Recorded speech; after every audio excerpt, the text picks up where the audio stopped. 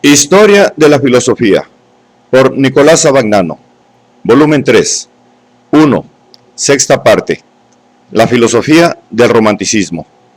Capítulo 1, la polémica sobre el kantismo. 532, Reinhold.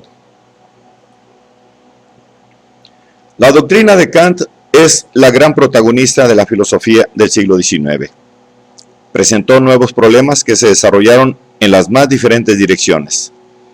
En el ámbito de esta problemática se agitaron doctrinas dispares y opuestas, y se verificaron alejamientos, desviaciones y retornos que muchas veces pretendieron encarnar el verdadero espíritu del kantismo y desarrollar su línea fundamental.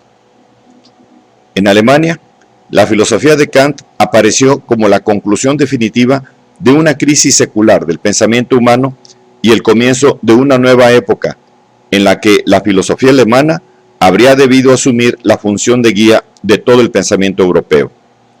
Reinhold ponía el criticismo en la cumbre de aquel proceso de liberación de la razón que había comenzado con el Renacimiento y se había continuado en la Reforma Protestante, considerándolo sustancialmente idéntico con el cristianismo, con el protestantismo y con el iluminismo.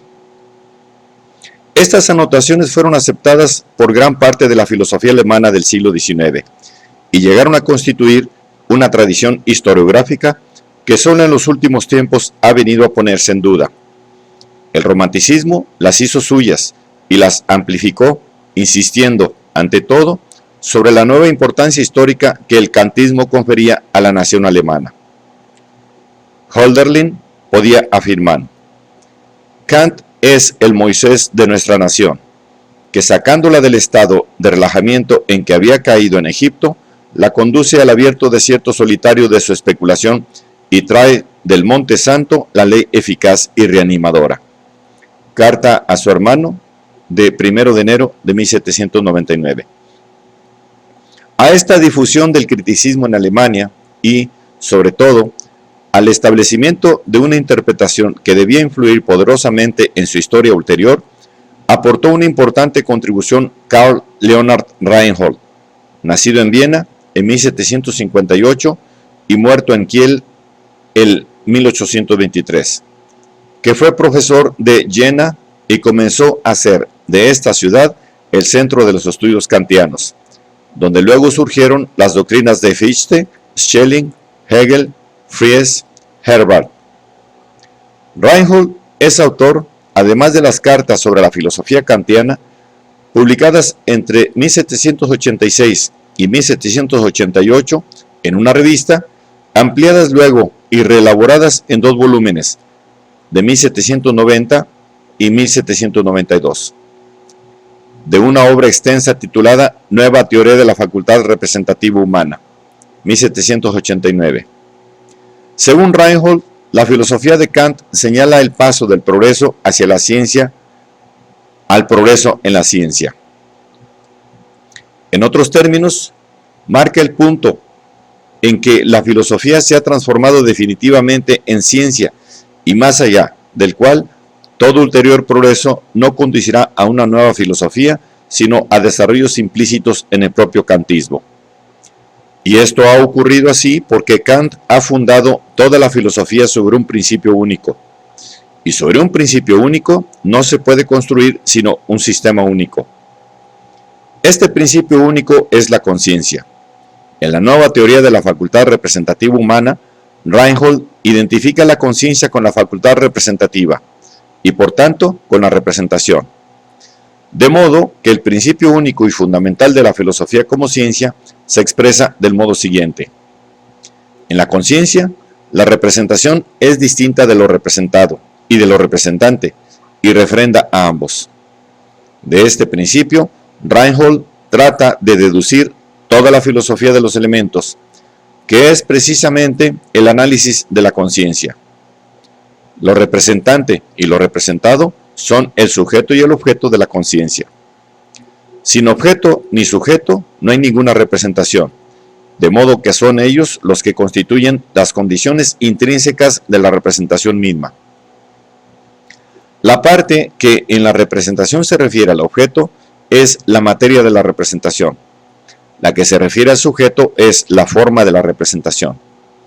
El sujeto es, pues, el origen de la forma y no de la materia de la representación. La forma es producida por el sujeto, o sea, por su espontaneidad. La materia se da a través de la receptividad del propio sujeto. Esta receptividad no es más que la capacidad de tener impresiones sensibles que, si se refieren al sujeto representante, se llaman sensaciones, y si se refieren al objeto, se llaman intuiciones. La primera condición esencial del conocimiento es la intuición. Solo en virtud del material dado por ella, la representación puede referirse a algo que no sea representación, a un objeto independiente de toda representación. Este objeto es la cosa en sí. Sin la cosa en sí, falta la primera condición fundamental de la representación inmediata de un objeto. Por otra parte, la cosa en sí es irrepresentable y por ende incognoscible.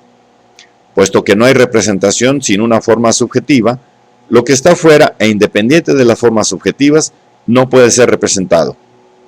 Entonces, ¿cómo es posible hablar de la cosa en sí e introducirla como elemento de la investigación filosófica?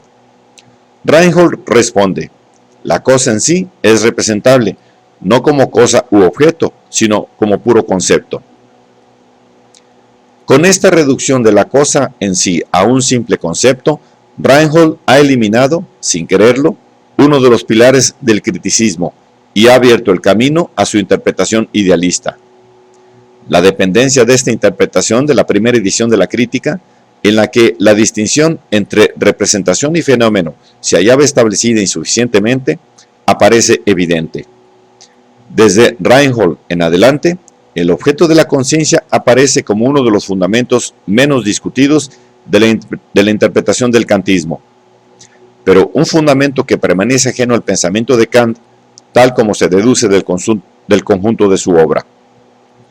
A través del enesidemo, la interpretación de Reinhold venía a ser la aceptada generalmente en el ambiente filosófico de la época, y a ella se refieren, positiva o polémicamente, Fichte, Maimon, Schelling, Hegel y Schopenhauer.